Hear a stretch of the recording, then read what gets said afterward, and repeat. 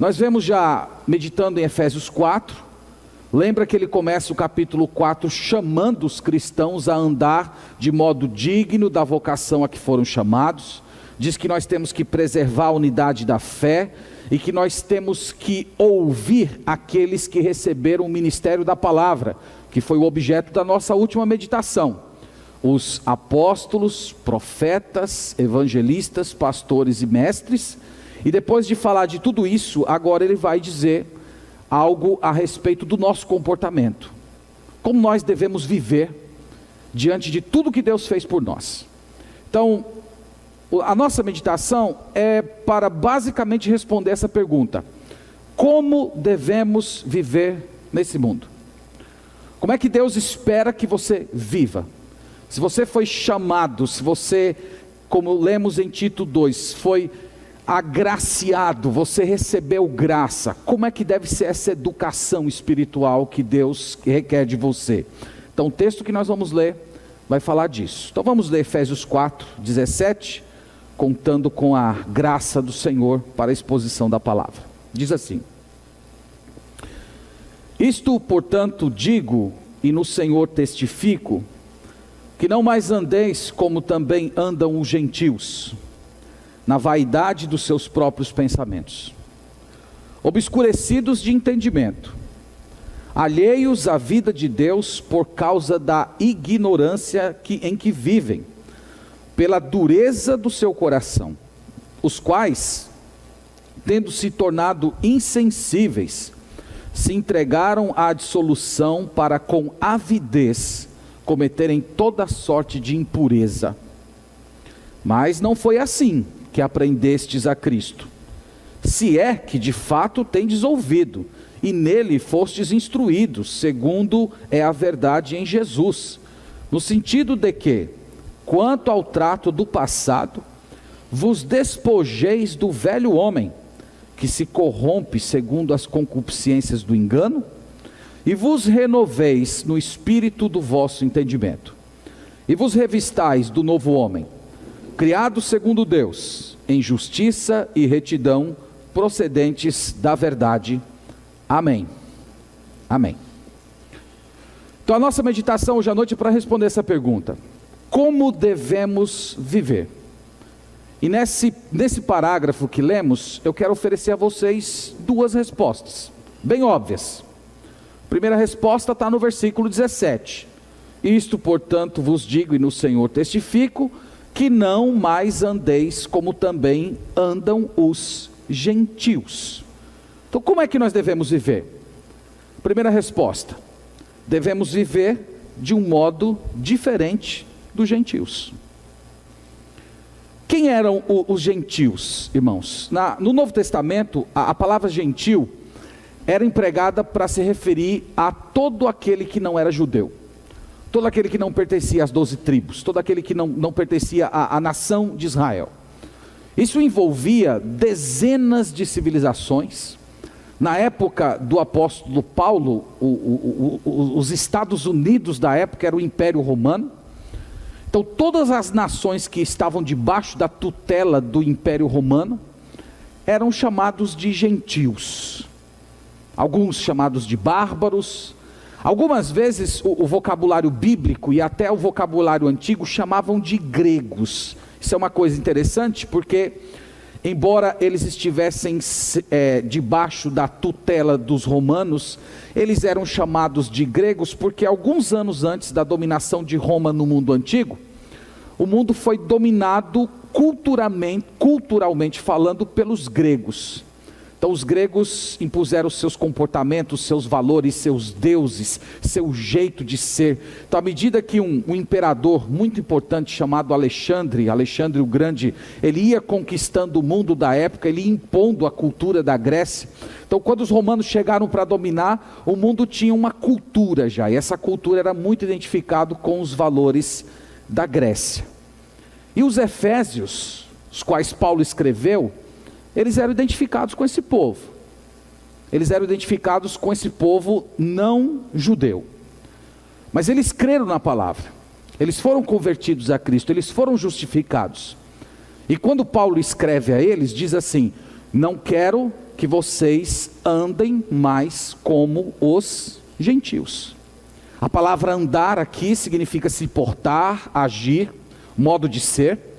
Então ele diz, vocês não podem mais andar, vocês não podem mais viver como viviam os gentios. Aqui, irmãos, veja que isso concorda plenamente com o que a gente acabou de ler em Tito 2,11. A graça de Deus não apenas perdoou os efésios, a graça de Deus mudou o jeito dos efésios andar. Eles não andavam mais como andam os gentios. Eles andam como servos de Deus, eles andam como remidos. E isso, irmãos, é um dos efeitos do Evangelho. O Evangelho apenas não salva você, o Evangelho apenas não perdoa o seu pecado. Quando uma pessoa recebe o perdão de Deus, quando uma pessoa é tocada pelo Espírito Santo de Deus, não é apenas o problema do seu pecado e o seu destino eterno que é resolvido. Há um problema dentro do seu coração, que também é atingido pelo Evangelho de Cristo. Então aqui ele está mostrando o que é a fé cristã. Fé cristã não é apenas um conjunto de doutrinas, uma verdade que você abraça, uma filosofia. Não é só um bando de informação que você guarda na sua cabeça. Fé cristã é vida. Fé cristã é modo de pensar diferente. Fé cristã é um comportamento diferente do comportamento dos gentios. E entenda-se que aqui gentios como sendo os não convertidos. Agora, para que não ficasse dúvida alguma na mentalidade desses irmãos que eram chamados gentios, o apóstolo Paulo vai dizer 4 tipos de comportamento de um gentio, no próprio versículo. E aqui eu quero que vocês acompanhem comigo, eu já tenho falado isso, que o apóstolo Paulo, irmãos, ele é muito detalhista. Então quando você vai ler assim os escritos do apóstolo Paulo, você tem que ir quase que frase por frase, porque cada frasezinha dele tem uma informação importante. Então vocês me acompanham aí. Ele diz, não andem mais como andam os gentios. Como é que andam os gentios? Restante do versículo. Na vaidade dos seus próprios pensamentos. O que significa isso? Ele está aqui, irmãos, rememorando o fato de que os gentios, eles eram muito soberbos da sua cultura. Eles eram muito soberbos do conhecimento que eles tinham. Você que fez algum tipo de faculdade, você sabe que toda faculdade que você faz, normalmente a área do conhecimento que você estudou tem os seus primeiros registros na Grécia. Quem estuda medicina vai estudar o juramento de Hipócrates. Quem estuda direito vai ver lá os advogados da Grécia. Quem estuda história vai estudar Heródoto da Grécia. Normalmente as áreas de conhecimento importantes que nós estudamos até hoje começaram lá. E eles eram muito orgulhosos disso. Eles eram muito soberbos disso. Eles olhavam e diziam, nós somos gregos, os demais são bárbaros. E eles tinham muito orgulho dessa posição importante. E Paulo diz, vocês estão na vaidade dos seus próprios pensamentos. Sabe o que significa isso? Paulo está dizendo, os pensamentos de vocês são inúteis. Esse é o significado de vaidade. São vazios. Todo esse conhecimento que vocês têm não serve para nada, porque esse conhecimento que vocês tanto se gabam, não conduzem vocês ao Deus verdadeiro, não conduzem vocês à piedade, não conduzem vocês ao Evangelho, a Jesus Cristo. É por isso que todo esse conhecimento, toda essa cultura que vocês se arrogam, para nada serve. É vaidade de pensamento. Então essa é a primeira característica do jeito gentil de ser. O gentil, o não convertido, ele se ensoberbece do seu conhecimento, ele se ensoberbece de quem ele é. No versículo 18, ele diz mais uma coisa sobre o pensamento gentil. Ele diz o quê? Obscurecidos de entendimento. Em outras palavras, a mente deles é uma escuridão só. Eles se acham iluminados, eles se acham inteligentes, mas Deus, quando olha, Deus vê mente escura. Deus vê trevas. Você já parou para pensar que todas as pessoas, isso é muito comum na história, todas as pessoas que rejeitam o conhecimento de Deus, que rejeitam a Bíblia, que rejeitam o Evangelho, essas pessoas normalmente chamam a si mesmo de iluminadas.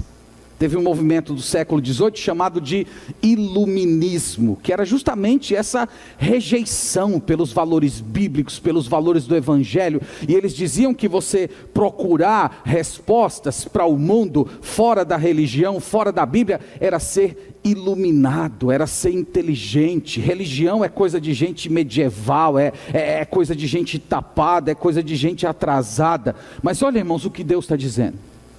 Eles é que são obscurecidos, eles é que estão vivendo nas trevas, eles que estão vivendo de fato na idade das trevas. Agora pense, irmãos, que esse povo aqui que Paulo está falando, não era um povo sem religião. Se você tivesse o privilégio de voltar no tempo e andar nessas cidades, por exemplo, nessa cidade a qual Paulo escreveu essa carta, a cidade de Éfeso, se você fosse lá, você ficaria muito chocado com a religiosidade do povo. Você veria um Deus, uma divindade em cada cidade. Você veria um templo enorme de uma deusa chamada Afrodite, onde havia prostitutas cultuais, onde homens, mulheres entravam naqueles templos para terem todo tipo de relação sensual com aquelas prostitutas, e eles achavam que com isso eles estavam agradando seus deuses. Você chegava dentro da casa deles, cada casa tinha um deus, cada casa cultuava uma certa divindade. E são para essas pessoas que o apóstolo Paulo está dizendo: vocês são obscurecidos, vocês estão nas trevas espirituais, vocês adoram esse monte de deuses, porque na verdade vocês rejeitaram o conhecimento do Deus verdadeiro. Aqui é uma coisa muito importante para se falar sobre idolatria. A idolatria, ela acontece quando se rejeita o conhecimento de Deus. A Bíblia diz, irmãos, que a natureza manifesta o conhecimento de Deus. Salmo 19:1, os céus proclamam a glória de Deus. Romanos capítulo 1, versículo 18 diz que os atributos invisíveis de Deus, a sua divindade, o seu próprio poder, claramente são demonstrados através de quê? Das coisas que foram criadas. Então há um conhecimento de Deus, há uma manifestação de Deus, Deus falando, Deus mostrando a si mesmo através da natureza. E a Bíblia fala que o ser humano rejeita esse conhecimento, ele abafa esse conhecimento de Deus, e no lugar disso ele constitui deuses. Além de Deus se manifestar através da natureza, a Bíblia diz que Deus se manifesta no próprio coração do ser humano, que o ser humano teve a lei de Deus colocada no coração dele. Romanos 2, verso 14 e 15 diz isso. Que os gentios que não têm a lei escrita, eles têm uma lei escrita dentro do coração, para mostrar que o ateísmo, como se defende hoje, ele não é natural. Uma pessoa não cresce ateu, a pessoa cresce com o senso de que existe um Deus, que existe um ser superior, mas que com o passar do tempo ele abafa esse conhecimento e ele diz: Deus não existe, ou em vez de fazer isso, ele diz: eu vou adorar uma criatura, em vez de adorar um Criador. Isso tudo é obscuridade de entendimento. É importante pensar nisso, porque às vezes a gente olha para as religiões pagãs, tem gente que fala, olha por exemplo para os indígenas, diz assim: os coitadinhos, os bichinhos, nunca tiveram acesso à verdade, então eles estão tentando lá conhecer alguma coisa, e acabam adorando o sol, adorando a lua, adorando a onça pintada. Não se iluda com essa ideia. Ali já é uma decisão deliberada de ignorar esse conhecimento de Deus que vem através da natureza, que vem através da própria lei que Deus colocou no coração do ser humano. Ele abafa isso e ele faz deuses. E é por isso que a Bíblia diz que ninguém será inocente. Mesmo aquelas pessoas que nunca tiveram contato com a Bíblia, elas não vão ser inocentes diante de Deus, porque os céus proclamam a glória de Deus. Eles deveriam ter o conhecimento de Deus, mas eles ignoram isso. Paulo continua, vamos lá. Obscurecidos de entendimento. O que mais que ele diz? Alheios à vida de Deus. O que significa ser alheios à vida de Deus? Significa, irmãos, que eles não participavam da vida que somente Deus dá. Aquela vida, lembra que uma das definições da pessoa de Deus é que Deus é vida. aquela vida que somente o Senhor pode dar a uma pessoa que está morta espiritualmente, eles não participavam disso. Eles não participavam, de jeito nenhum. Eles estavam completamente ignorantes. E o texto diz: obscurecidos de entendimento, alheios à vida de Deus, por causa da ignorância em que vivem. E ignorância aqui, não entenda ignorância como sendo necessariamente falta de conhecimento, porque os gregos tinham muito conhecimento, eles se gabavam do conhecimento que tinham. A falta de conhecimento aqui é a falta do conhecimento de Deus, o conhecimento que produz vida eterna, o conhecimento do Evangelho. Eles abafavam esse conhecimento. Vocês lembram em Atos capítulo 17, quando Paulo esteve lá no centro da Grécia, pregando o Evangelho, e quando ele mencionou o nome de Jesus e a ressurreição, os gregos riram dele. Isso é conversa, rapaz, sai daqui, outro dia a gente ouve você. Então eles eram alheios, e o texto continua dizendo, por causa da dureza do coração. Veja, irmãos, como é uma decisão deliberada.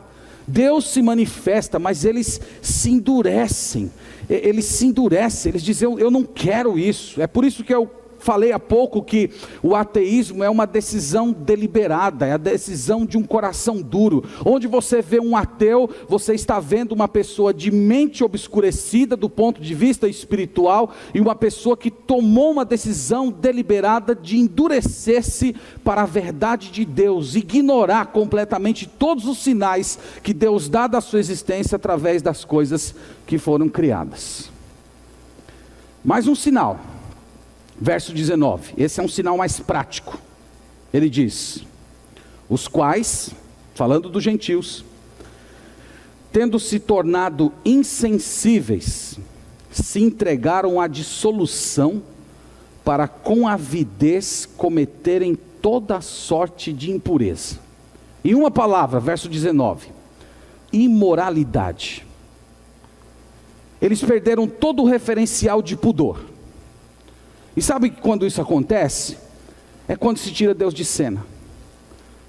Quando você ignora completamente a existência de um Criador, seja abraçando o ateísmo, ou seja abraçando a idolatria, o resultado é imoralidade, a falta de valor, a falta de pudor.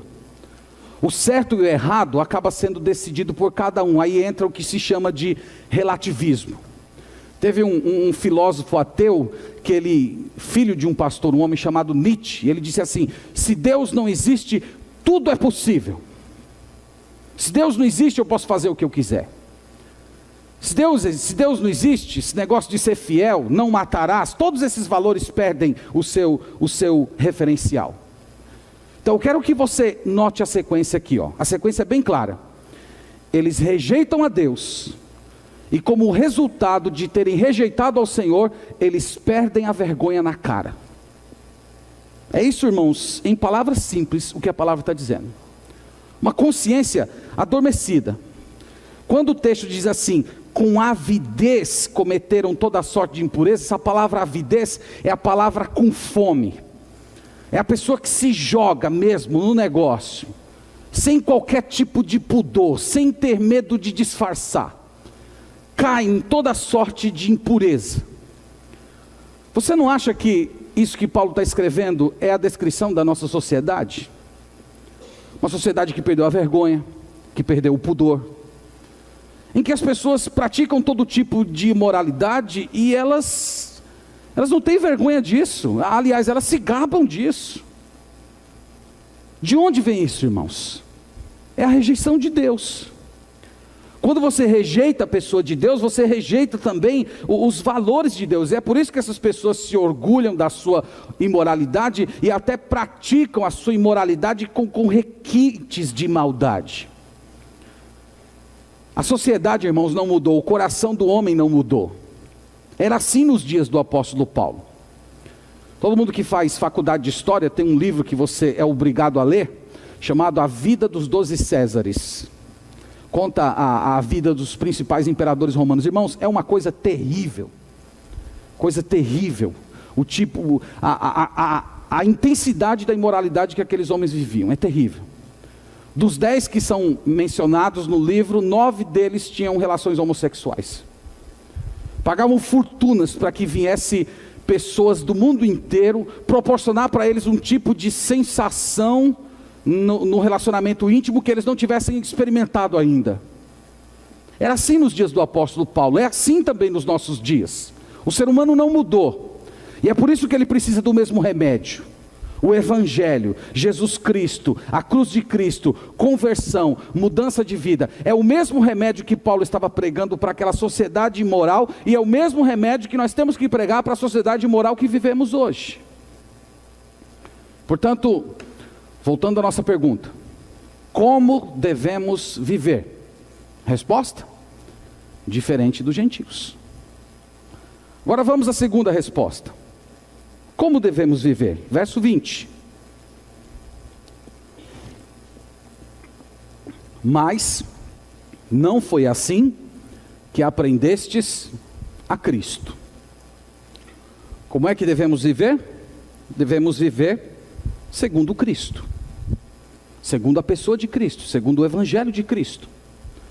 Então Paulo descreve todo o comportamento dos gentios, aí diz assim: mas com vocês a coisa não pode ser assim, porque vocês são de Cristo, vocês ouviram a respeito de Cristo, vocês ouviram sobre a necessidade de conversão, vocês ouviram sobre a necessidade de arrependimento do pecado, vocês ouviram que quem está em Cristo é uma nova criatura, vocês ouviram que a graça de Deus educa você para renegar todas as suas paixões. Isso tem a ver com você. Mas no versículo 21, Paulo parece que coloca em dúvida a conversão deles. Olha que coisa interessante, ele diz assim: se é que de fato o tendes ouvido e nele fostes instruídos, segundo é a fé, segundo é a verdade em Jesus. Parece que ele coloca em dúvida aqui. Quando ele diz, o tendes ouvido, se é que de fato o tendes ouvido, não entenda aqui ouvir como simples escutar. É o ouvir no sentido de atender. É o ouvir no sentido de atentar. É o ouvido no sentido de aceitar dentro do seu coração. E o que o apóstolo Paulo, irmãos, está fazendo aqui é uma coisa muito, muito útil para a gente. Em outras palavras, ele está chamando esses irmãos a verificar se de fato eles estão na fé. Vocês ouviram mesmo? Vocês atenderam mesmo? Porque se vocês atenderam, vocês não vão se comportar daquele jeito que eu acabei de descrever para vocês, que é o comportamento do gentio. Tem um jeito diferente de você. Então se você ouviu com o coração, você recebeu, você vai ter um modo diferente. E aqui, irmãos, a partir do verso 22, ele vai usar uma imagem bem vívida para explicar para a gente o que significa ser santo, o que significa viver como alguém de Jesus. Uma imagem que todos vocês conhecem, né? Você chegando depois de um dia muito cansativo, de um labor muito grande, aquela sensação de que você está sujo. Aí você tira a roupa suada, você toma o belo de um banho, depois você veste uma roupa limpa. Ele vai usar essa imagem. Ele vai mostrar primeiro a roupa suja que a gente tem que tirar. Quem é de Cristo, tira uma certa roupa suja, toma um banho e veste uma roupa limpa. Nós vamos ver essa imagem no verso 22, 23 e 24. Então vamos no verso 22. Ele diz assim: no sentido de que, quanto ao trato passado, vos despojeis do velho homem que se corrompe segundo as concupiscências do engano. A palavra despojar significa desarmar, é usada tanto para tirar roupa, como é usada também para alguém que está com uma certa arma, e você tira a arma daquela pessoa e você a desarma, você a despojou, você tomou dela. E ele fala aqui que você tem que desarmar um velho homem. Quem é esse velho homem que precisa ser desarmado? Será que é um senhor grisalho, 70 anos lá, que está com uma arma apontada para você, que você tem que desarmá-lo? Esse velho homem é você mesmo. Esse velho homem é o velho Adão, que vive dentro de você. É o eu não regenerado. É o eu antigo. Lembra que quando você se converteu a Jesus Cristo, você recebeu uma nova natureza, mas a antiga natureza ainda está lá. Ela está lutando contra essa nova natureza. E ele chama de velho homem, porque velho homem é uma referência a Adão, que é o homem mais velho da nossa humanidade. Então essa expressão velho homem é o equivalente à natureza pecaminosa, à natureza corrompida, inclinações da carne. E todos os frutos dessa natureza, desse velho homem, já foram citados por ele. A arrogância, a imoralidade, a obscuridade de mente. E essa natureza, ela está dentro de você, ela se manifesta dentro de você. Você até tenta disfarçar. A gente vai para a escola, tem a presença dos nossos pais, às vezes a presença da polícia. Então essas coisas são como certos limites que Deus colocou, porque, irmão, se Deus deixasse o negócio sem nenhum limite para o velho Adão saltar, esse mundo que a gente já vivia, já tinha se tornado uma morada de demônios. Mas o velho Adão está aí dentro de você. De vez em quando ele se manifesta. Você tem até uma certa educação que aprendeu a controlar certos impulsos, mas lá no seu interior, ele está dentro de você. E quando o texto sagrado diz para você que você precisa se despojar do velho homem, que você tem que despir dessa natureza, é para afirmar que você, todas as vezes que o velho Adão se manifestar dentro de você, você tem que dizer não para ele. Você não pode deixar ele ganhar a luta. Outras passagens bíblicas dizem que você precisa mortificá-lo. Fazei morrer a vossa natureza pecaminosa. Então todas as vezes que o velho Adão cochicha no seu ouvido, você diz, cala, está repreendido. Se desse para amarrar, a gente dizia até que está amarrado, mas não amarra. Mas você diz, cala, eu não vou te seguir. E sabe de onde vem esse poder para você dizer não? Esse poder vem do Espírito Santo. Quando Cristo salvou você, Ele te deu o Espírito Santo. E o Espírito Santo concede a você poder para que cada vez que Ele se levante, Ele quer tomar frente, Ele quer ditar o impulso, a reação, as palavras que você tem que dizer, você diz para Ele, cala, eu não vou te seguir, você já foi crucificado com Cristo, você não reina mais na minha vida, Jesus Cristo é o meu Senhor, o poder que você exercia sobre mim já foi um poder quebrado pelo Calvário. Então você assume isso. E isso, irmãos, é uma luta constante, é uma luta diária, esse processo de você desarmar, despir desse velho homem. E veja que no restante do versículo 22, ele diz, vos despojeis do velho homem, que se corrompe segundo as concupiscências do engano. Isso aqui é uma coisa muito forte. Sabe o que ele está dizendo quando diz que ele se corrompe? É que esse velho Adão que está dentro de você, ele é incorrigível. Ele nunca vai se converter. Você sabia disso? O velho eu, esse velho Adão que todos nós temos, a natureza pecaminosa, ela nunca vai melhorar. O texto diz que ela vai se corromper, ela vai de mal a pior. Então, com o tempo, não tem correção, ela não é remida, ela não é salva. A Bíblia diz que nós temos que matá-la, para que o eu espiritual prevaleça. Então ele está lá dentro de você, o poder dele foi quebrado, mas ele está vivo. Ele não é mais o dono, ele não está mais dominando a sua vida, ele não está mais sentado no trono do seu coração, mas se você der espaço, ele se manifesta, ele toma o controle da situação. E ele disse que o velho Adão, isso aqui é muito interessante também, ele se corrompe segundo as concupiscências do engano. Sabe o que significa isso?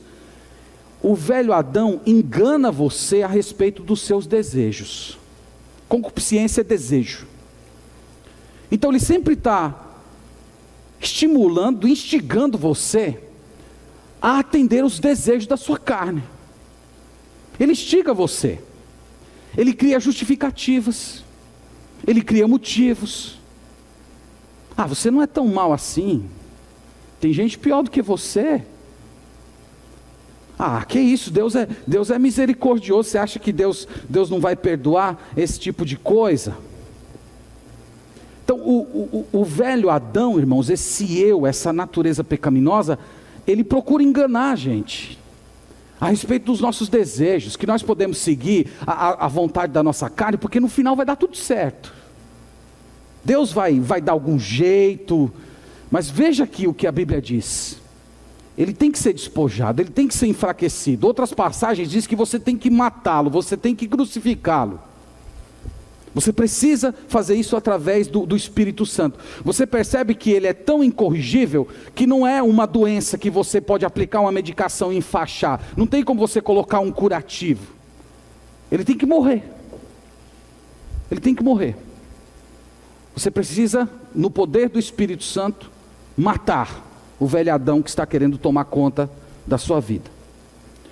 Isso é o que Paulo disse com despojar. Entenda-se que é aquela imagem de você tirar a roupa suja.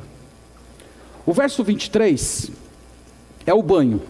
Olha aí o que ele diz: e vos renoveis no espírito do vosso entendimento. Veja que ele não fala de renovar o entendimento, ele fala de renovar o espírito do entendimento. Isso aqui é muito, muito interessante para essa passagem. A ideia, irmãos, é que não é um problema intelectual, não é um problema de saber informações, é um problema espiritual. O problema não é se você pensa ou não, o problema é que princípio que orienta os seus pensamentos. É isso que ele quer dizer com espírito. Espírito é aquele mecanismo que explica por que você pensa como você pensa. Por que você sempre reage como você reage. Então, esse é o espírito do entendimento. Ele diz, você precisa ser renovado. Esse princípio que opera dentro de você, que faz com que você pense como você pense, você reage como você reage, você fale como você fale, esse princípio ele precisa ser radicalmente transformado, ele precisa ser radicalmente modificado. Tem muita gente que pensa que essa questão do conhecimento não tem muita coisa a ver com espiritualidade. Pessoas acham que essa questão de conhecer, de entendimento, faz a fé cristã ser um negócio meio racionalista, meio que engessa a vida espiritual. Mas irmãos, veja o que o texto está dizendo. Nós precisamos ter uma mente renovada. Nós precisamos ter um modo de compreender o mundo que seja renovado. Você precisa de conhecimento para crescer em santidade. Você precisa compreender as atitudes pecaminosas como algo destrutivo. Você precisa compreender como é o funcionamento desse velho Adão dentro de você. E com esse conhecimento renovado, você pode pensar como Cristo, agir como Cristo, falar como Cristo. Então veja que o conhecimento, a mente, ela tem tudo a ver com a sua vida cristã e ela tem tudo a ver com a sua espiritualidade. Não fique pensando que a espiritualidade cristã é simplesmente aquela coisa mística, de cair uma luz em você, de você ver um clarão, de você ver um anjo, e aquilo modificar completamente você. Ele está falando aqui que a espiritualidade, a santidade, passa por pensamento renovado, pensamento transformado, jeito diferente de enxergar a vida. E no versículo 24, depois do banho, ele fala da roupa que você tem que vestir. E vos revistais do novo homem. Então você tira o velho Adão da jogada e você se veste de um novo homem, criado segundo Deus. Veja que esse novo homem é uma criação de Deus. Aqui concorda com 2 Coríntios 5, se alguém está em Cristo, é nova criatura ou nova criação. Então você se reveste desse novo ser criado por Deus em justiça e retidão procedentes da verdade. Então ele diz, a sequência é essa, ó, jogue fora, lance fora, mate o velho Adão e se revista de um novo ser. Renove seu pensamento, se vista de Jesus. Comece a exercitar sua mente para que você pense que nem Jesus. Toda vez que vier o pensamento do velho Adão, você abafa ele e procura pensar como é que Jesus pensaria, como é que Jesus falaria, como é que Jesus reagiria. E você coloca isso como padrão, você busca isso em oração, meditação nas Escrituras, todo tipo de prática devocional. Você sempre está buscando se revestir de Cristo. E olha, irmãos, se você não tem tempo para fazer isso, definitivamente o velho Adão vai reinar na sua vida. Para você se revestir de Cristo, é uma luta diária que você assume, contra você mesmo, contra as suas inclinações, contra as suas paixões. E se você não tem tempo para orar, para ler a Bíblia, para meditar nas Escrituras, se você não tem tempo para fazer autoexame, quando foi que você fez um autoexame? Você parar, orar, considerar, por que eu estou agindo desse jeito? Por que eu estou fazendo isso? E você se colocar diante de Deus e de si mesmo, as áreas da sua vida em que o velho Adão está prevalecendo. Você confrontar aquilo, você ler aquilo a partir da Bíblia, você observar o que Deus espera de você, o que você precisa fazer para mudar. Esse é um exercício que requer tempo, é um exercício que requer franqueza espiritual, e é um exercício muito dolorido para você, muito dolorido, mas que faz muito bem para a nossa alma. E se você não dedicar tempo, você não vai conseguir, você vai continuar sendo durante toda a sua vida aqui, sempre dirigido pelo velho homem. Caminhando aqui para a nossa conclusão, eu quero trazer algumas lições finais e depois nós vamos orar ao Senhor. O que nós aprendemos, irmãos, de Efésios 4, 17 e versos seguintes? Eu espero, em primeiro lugar, que tenha ficado muito claro que há uma diferença entre os discípulos de Cristo e os gentios. Não são o mesmo povo, definitivamente. Os discípulos de Cristo e os gentios, eles não são apenas diferentes. Entre nós somos diferentes. Eles são opostos. Eles estão em lados opostos. Eles não têm a mesma forma de enxergar o mundo. Não têm os mesmos valores, não têm os mesmos propósitos, não têm o mesmo pensamento sobre a eternidade. E eu espero que essa noite se você chegou aqui pensando que é a mesma coisa, que Deus abençoe e você pare de se iludir. Não é o mesmo povo. Não é o mesmo povo. Não faz parte da mesma criação. A Bíblia diz que aqueles que são de Cristo é nova criatura, e Paulo disse aqui: não andem mais como andavam os gentios. Isso aqui é um bom teste para você ponderar a sua fé. Lembra que ele colocou a fé dos efésios em questão? Use isso e coloque a sua fé em questão hoje à noite. Isso pode te gerar uma crise, você ficar uns dias com medo do inferno, com medo de morrer, mas no final o resultado é bom. Você creu mesmo em Jesus, você ouviu de coração, você recebeu Jesus. Se você recebeu de Jesus, você não anda mais como andavam os gentios. Uma coisa acompanha a outra. A graça de Deus não apenas salva, a graça de Deus educa. Se você está sendo educado espiritualmente, renegando as paixões e as impiedades, você é de Jesus. Se você não está nessa situação, você precisa repensar se de fato você creu em Jesus Cristo de todo o coração, ou se foi apenas uma aquiescência mental, uma aceitação, uma concordância, mas não uma confiança na cruz do Calvário. Responda isso com sinceridade, trate essa questão com sinceridade, porque nós estamos falando da sua alma, nós estamos falando da sua eternidade. Nós não estamos falando apenas se você vai ter um dia feliz ou outro dia infeliz. Nós estamos falando da sua eternidade. Então pense nisso.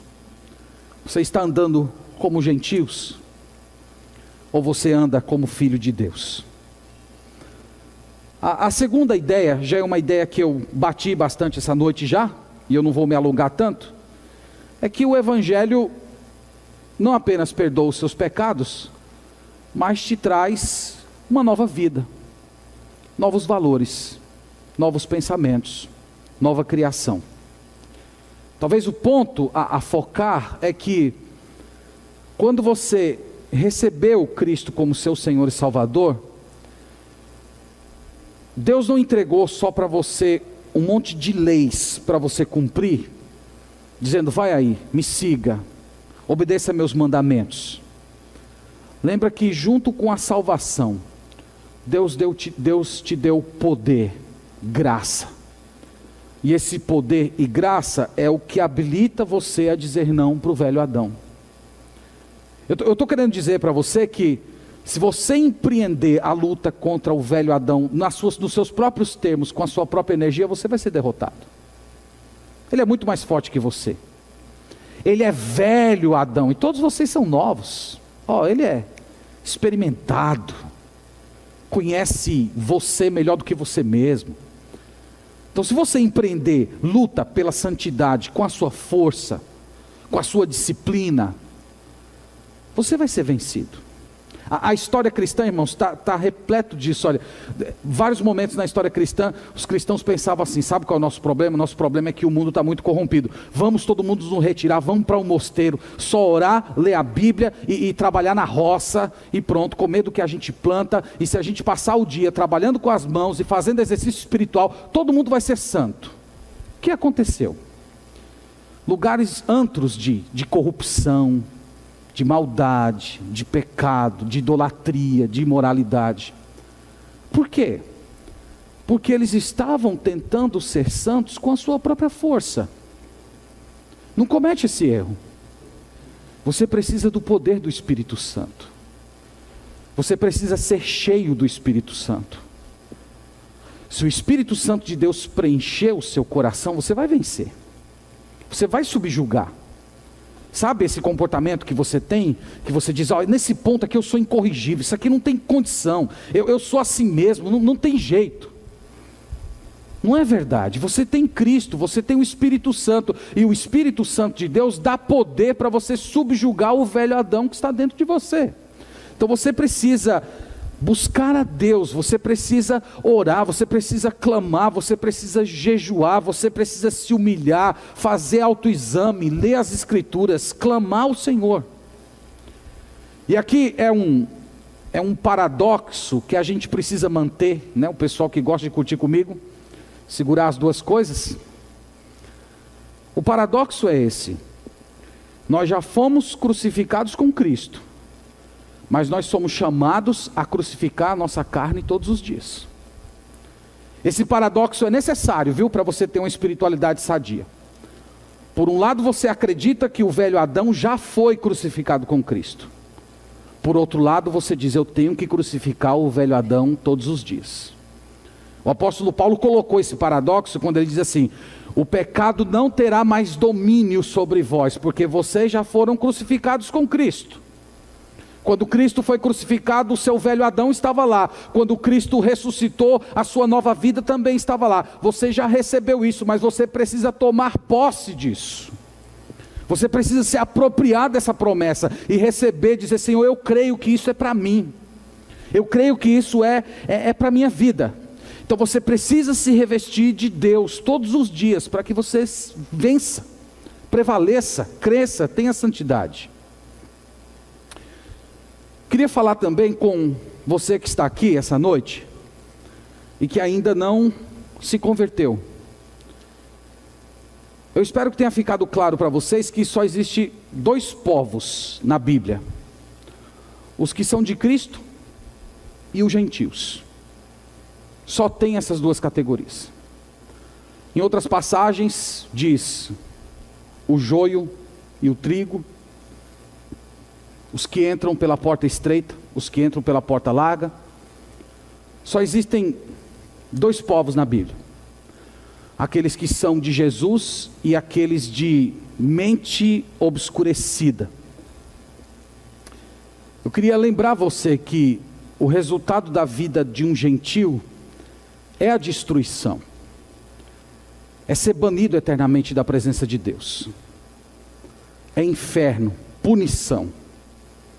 Esse é o caminho dos gentios, esse é o destino deles, é o que está esperando você, caso você não se converta a Jesus, é o que vai acontecer com você quando você fechar os olhos nesse mundo. A Bíblia diz que é uma eternidade de punição, a fumaça sobe pelos séculos dos séculos, lugar de ranger de dentes, a Bíblia fala isso, e só tem uma saída para você, é você se entregar a Jesus, é você se arrepender dos seus pecados. Entenda que eu não estou falando ser desta igreja. Ser desta igreja não vai levar você para o céu. Mas ser de Jesus vai levar você para o céu. Entregar-se a Jesus completamente.